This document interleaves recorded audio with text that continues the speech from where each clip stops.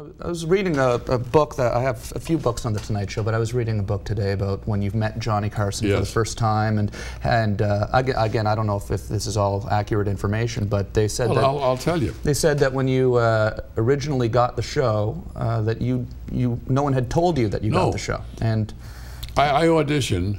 I think it was like it was right before we started working together on the 13th of October, 1958. But 2 weeks before then is when I went up to New York. So let's say late September, I met him for the first time.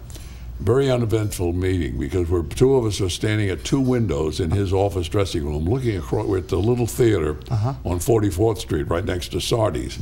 And then someone was putting a sign up. What's that? They were lifting up the marquee. Oh yeah, wow. The whole four cranes were on 44th Street lifting up this giant marquee up in the sky. And we're looking at it through the window, and it's pretty fascinating, to see this giant thing that, not replacing the number, the letters, who's coming to town. It's Billie Holiday and Bells Are Ringing.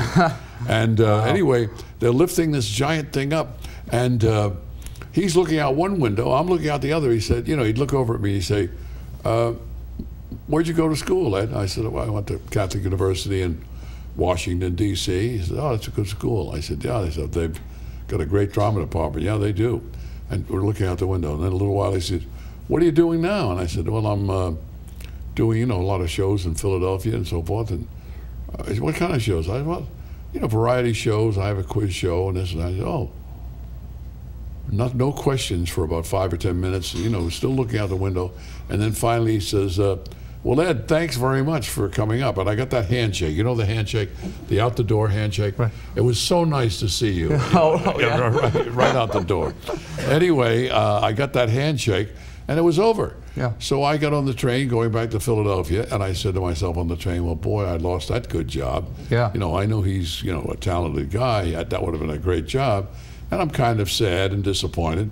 And 2 weeks go by, and I get a phone call, and the phone call is from Art Stark, the producer. And he says, "Johnny would like you to wear suits." I said, "What?" He said, "Johnny would like you to wear suits." I said, "What do you mean suits?" He said, "Well, he wants to wear sports clothes. He wants you in suits to emphasize your size." I said, "What are you talking about?" He said, "Oh, you start Monday. Didn't anybody tell you?" Yeah.